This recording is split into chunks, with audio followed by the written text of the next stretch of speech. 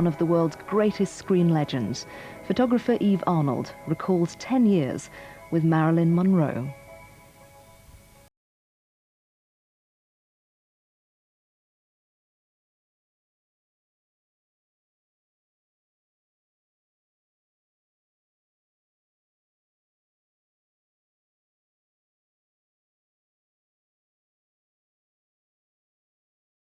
Enough and sharp enough and beautiful enough and to be able to manipulate almost any situation so that it became something which was totally her own. I have never in all the years that I've photographed, and it's many years, seen anyone with the ability to do that, and she did it superbly. But she played, she was able to assess each photographer, even if it was only an amateur with a box camera. She worked with the same intensity and diligence that she would have if she were working with a top professional. And she was very clever. She was, when she sensed a camera, because sometimes I didn't even know there was anybody else there with a camera, suddenly the breasts would heave up, the back, the buttocks would jut out, and there she was. She was a movie star. The smile was brilliant. She was always sort of golden looking, and because she had a down, just very fine golden hairs all around on her face, it trapped the light. It was extraordinary. I've never seen it before, and acted as a nimbus so that she looked almost angelic. And it was kind of marvelous to photograph her, and the fun was to watch what she would do, because you would set a situation. You would say, shall we do so-and-so? And she would say, fine, let's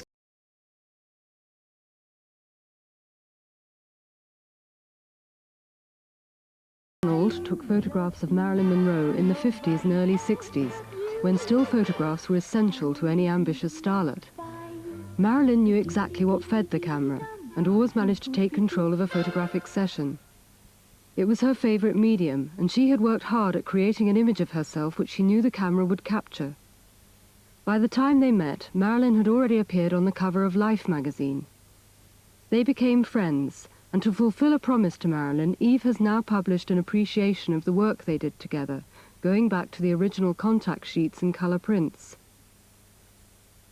Eve Arnold is one of the world's top photojournalists, and in addition to assignments for newspapers and magazines, she has published collections of her photographs, including The Unretouched Woman, a stunning and compassionate glimpse of the lives and condition of women in many parts of the world.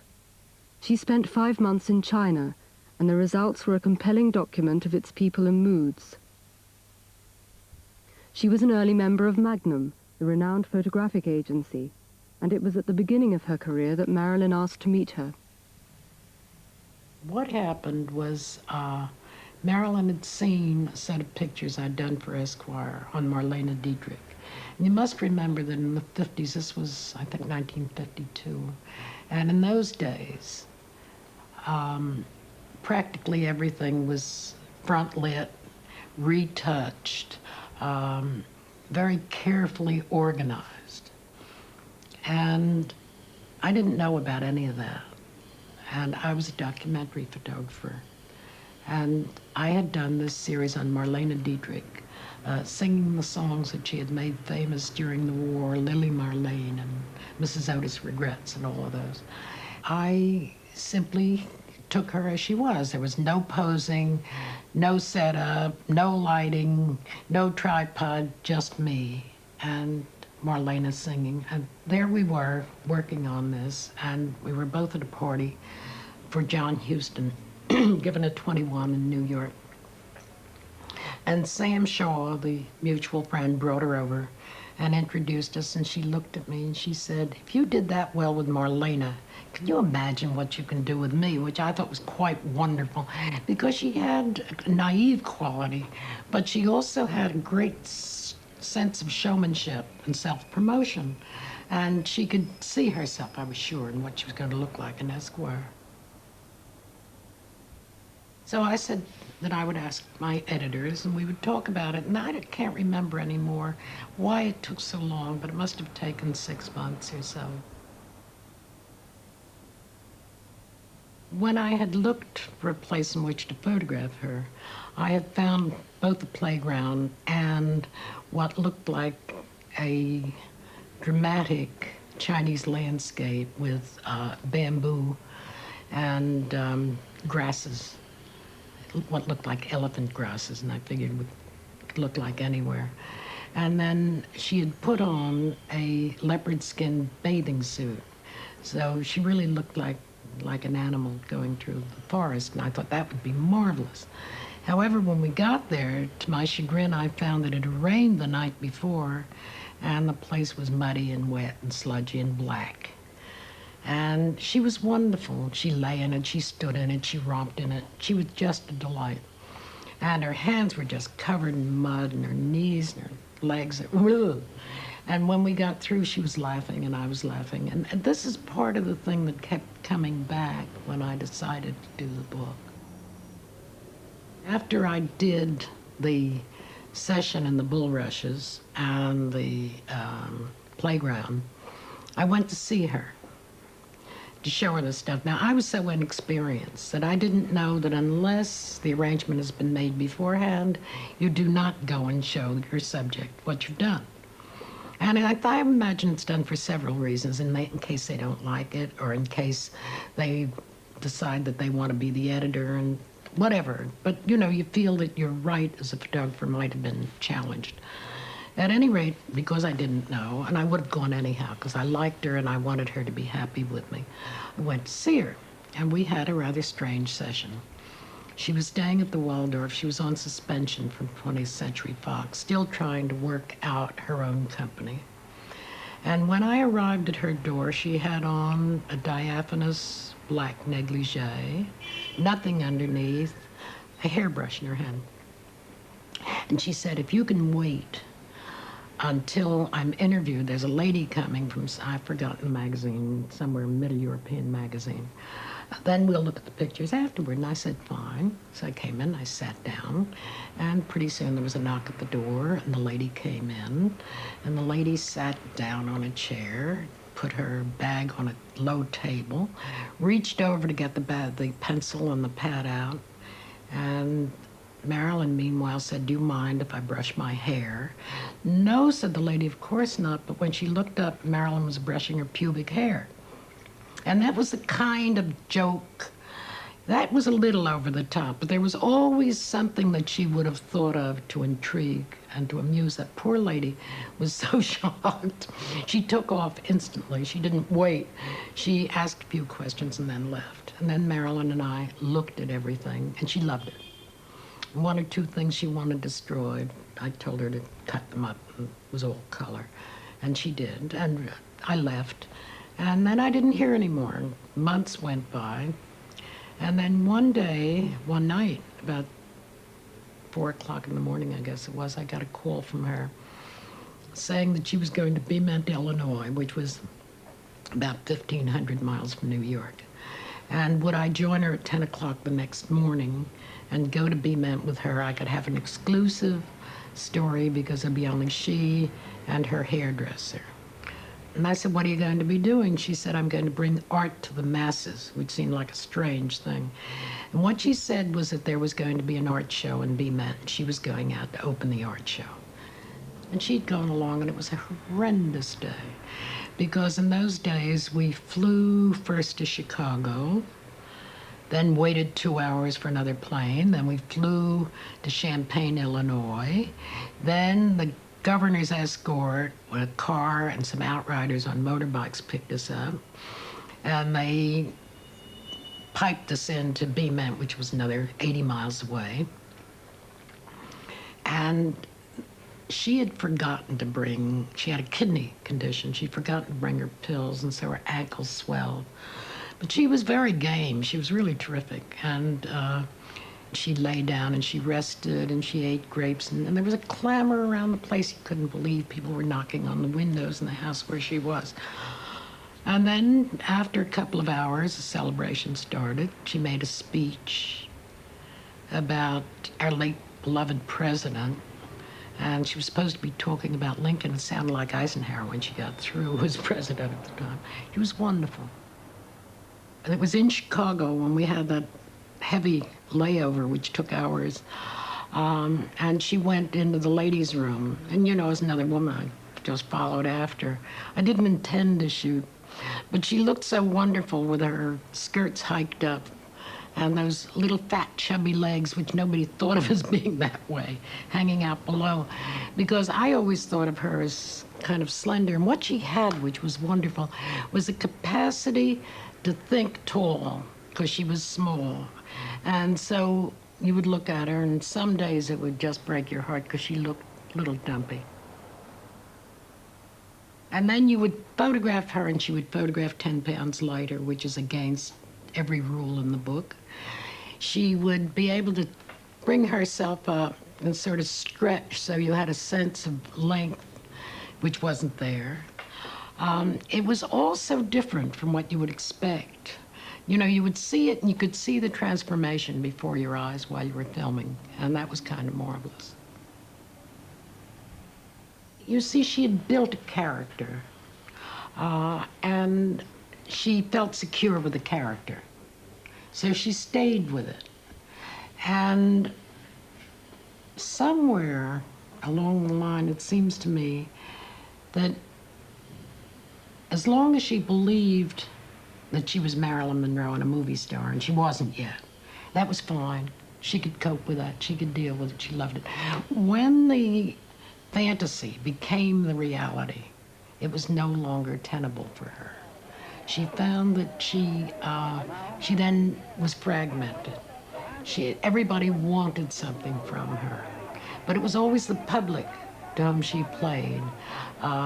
She would put on a performance that would be extraordinary, no matter where she went, and that was heart and soul to her. That was identity. That was the person that she was and the person she wanted to be. I photographed her over a 10-year stretch. There were 6 photographic sessions, in addition to which we saw each other socially. But in the beginning, there was something like the shortest of the 6 sessions was 2 hours, and the longest was 2 months on the film The Misfits that John Huston directed. Arthur Miller had written a short story which was intended to tell a tale about 3 men who were adventurers, worked on the desert, and brought in the wild horses, which they then sold. They roped, lassoed, and took them prisoners, so to speak, and then sent them off to be killed for dog food. And into this wildlife of theirs came Marilyn. But in the short story, I don't think Marilyn was part of that. When Arthur met Marilyn, he then rewrote the story. It then became the basis for the film called The Misfits. It had Clark Gable in the lead.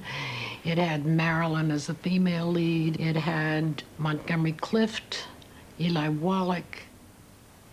But it was meant to be exquisitely made. It was meant to be a small statement, but very serious. And it was meant to bring Marilyn forward as a very serious actress. And this was Miller's Valentine to Marilyn. The marriage was already over, but what he had wanted to do with it was to give her a gift, and he did, I think. She adored all of it. She loved the attention. She loved these very handsome men. What she didn't like was the fact that they were all such polished actors. When they kept changing lines, they would just read them off and be word perfect. And she would have difficulty because A, she didn't have the training, and B, she was troubled, and it was difficult to remember the lines when she was going through a trying time. But she did like them, and then there was always the business of their touching her, she would be touching them.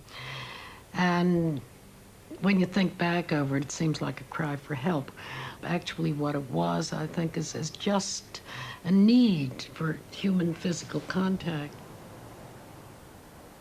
And there's one pyramid where I have Clift and Ralph Roberts. Roberts is rubbing Marilyn's shoulders, Clift is rubbing Robert's shoulders, and so on up the line.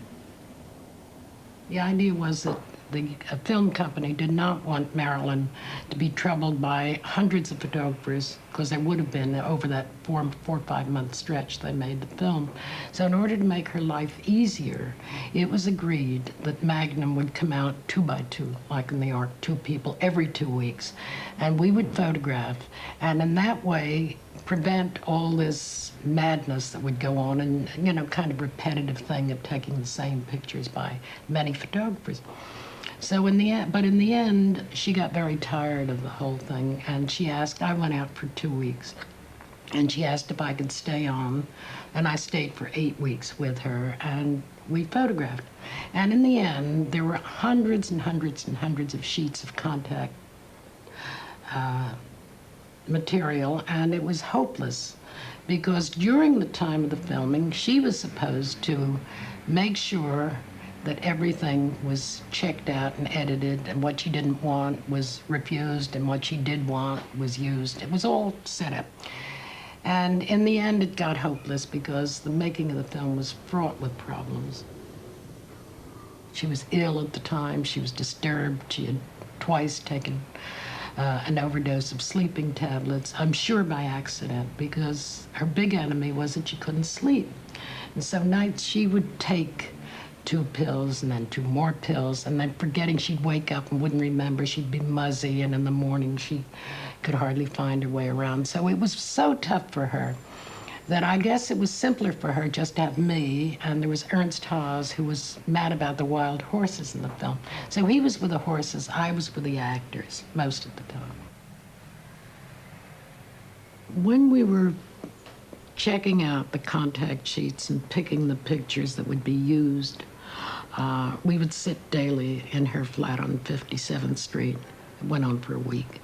Each of us with a set of contact sheets and a grease pencil and a jeweler's loupe, looking at endless pictures of Gable. He had died the week before, and she was devastated by this. And she would always give me these instructions for retouching. And one day I said to her, Marilyn, what is this about Clark? And she said, when I was in the orphanage, I was a little girl. She said, he came in my fantasies and brought coloring books and crayons, not just for me, but for all the other little girls. So can you imagine what it meant to me? Because in my fantasies, he was my father, and then suddenly there he was on screen with me. She was very touched by the whole thing, and she adored him. And there's one picture somewhere in here where you see the back of Gable and the front of Marilyn, and there's a rubber tire somewhere. And she looks very happy, and she's hugging him. And that was the moment when he told her he was going to be a father. I knew about it because he told me the day before. And she was so thrilled, because there he was, 63, expecting his first child. And as you know, she'd had some bad luck herself, so she was just delighted with that. She was really quite wonderful with me, because she promised, except for one session that I set up on the desert late at night. There's one where she's holding her pigtails. Everything else had to be done in a studio. It's a kind of shooting I don't particularly like, and it's not something that I think I'm comfortable with. But it's what she wanted, because she could then do her sex bit. Marilyn knew her picture was going to be on the cover of the world's magazines to publicize the Misfits. So in addition to the documentary material which had already been shot, Eve set up a special studio session after the film had been completed. I asked her what she wanted to look like, and she said, like the Botticelli Venus. And I laughed, and I said, you probably mean a Rubens. And she didn't know what I meant, so I let it go. They are artificial, they're lit. There's a background of what looks like a blue sky with clouds. It's actually, I ordered it specially. She was one of the people who created camp. And I figured, let's camp it up. If we're going to do it in a studio, then let's phony it up. Like, let's make it fun. Let's let her give her head. Let her do what she wants. Because I already had her on film, I felt, as I saw her. So why not? And if that's what she wanted, that's what she was going to have. And she was really going back into the time when she'd been happiest, which is in the early 50s, doing these cheesecake photographs. And when she arrived, her eyes were like saucers. She was only an hour late, which was rare. And she said, this is, at the end of the day, she said it again, but at the beginning she said it looked wonderful. And then at the end of the day, she turned to Whitey and she said, we've never had it so good. But early in the day, when he started to make her up, she said, why do you remember when we started? She said, look at all of this, but in those days we had hope, which was crushing for me to hear this. It told a great deal about the inner turmoil of the woman, and it was painful to hear. After she died, there was a set of pictures that Bert Stern had taken of her, and they were wild and almost out of control when he shot them. I don't know whether she was hyped up from sheer excitation or whether she'd been drinking or what had happened to her. But she was absolutely wild during that session. And they were semi-nudes, nudes with scarves, diaphanous scarves that she was playing with. And she hated a great many of those pictures. And she had agreed that she would go through them and that they would have to go along to her choices. And in the end, what happened was that Bert Stern sent her only about a third of the pictures. And what she returned them had been gouged with some kind of sharp instrument, a hairpin or something like that. She hated them. And in the end, he used them in his book. And I feel that kind of invasion, if somebody lends you their face, I think you owe them the courtesy of trying to make them, you don't have to flatter them, you don't have to retouch them, you don't have to do any of that. But I do think you owe them the courtesy of having them look as well as they could. And I suppose for me, and maybe one of the reasons that I finally decided to do this book was the ultimate in horror for me of what can happen to a picture. In the Summers book, he uses the picture taken of her in the morgue. And that hurt, because all of us who worked with her and respected her and loved her, cared about her, wanted her to come off as nice, as intelligent, as wonderful as she was. And it hurt when that was used. Is that one of the reasons why you decided to publish the book now? Yes, I think it was one of the reasons. But also, during the past few years, I didn't want to exploit the material. Some of the material, about 20% of what's in the book, was used, and that was already in the files of the Magnum agents in our own offices in Paris and New York. But everything else I embargoed when she died and put it away. And I really didn't want to. First of all, I didn't want to do it because I didn't want to believe that she was dead. And it was painful. And it was interesting that when I finally did decide to do the book, it was not painful because I found all the material of the contemporary material, the contact sheets, my own notes of each session. In reading it, I started to remember the joy in the early sessions and the fun. And it became a kind of loving reminiscence of her. It could be said that you're exploiting her memory as well. Yes, I guess it could be said. Except that my reason was selfish. I wanted to figure out who she was and what she was. It was that. It was also the business of wanting to put a few facts straight. Not that I think that it'll have any influence when there's 604 books who say differently, and one person makes a mistake and the other 603 pick it up. No, I think you can say that I'm exploiting it. I hope not vulgarly and not nastily. Yes, I think we all used her. I don't think there's any question about that. I think as a photographer, one has to accept the fact that one does invade other people's privacy. And however, you could argue that without the still camera, Marilyn would not have been Marilyn. We would not have seen her, because that's the way most people saw her, unless they saw her films. And they wouldn't have gone to see the films if the publicists hadn't built in this character.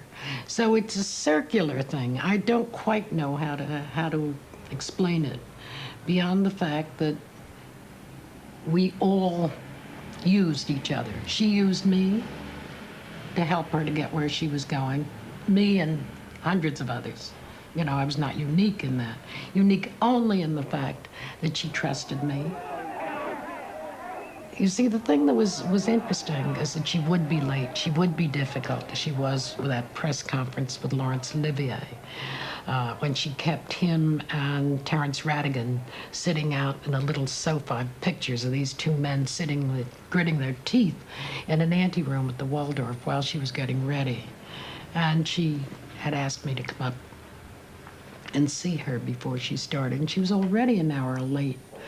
I didn't want to come, and then she sent the publicist, and I came up, and she said, watch me in the mirror. I said, you look great. And at 11 o'clock in the morning, she had on this black velvet gown with tiny sort of spaghetti straps and a velvet coat and a sort of lovely sheer scarf around her neck, and blonde against this black and the white skin.